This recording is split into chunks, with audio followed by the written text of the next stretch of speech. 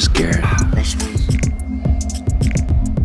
En el 15è aniversari de la nit bruixa hem tingut una participació gairebé rècord de 40 artistes. A més, hi ha hagut molt d'ambient ara amb la temàtica nit bruixa. Ho hem intentat motivar que realment hi hagi una celebració dins del que es pot, que estem passant. Say, don't lie, don't lie, don't lie to me.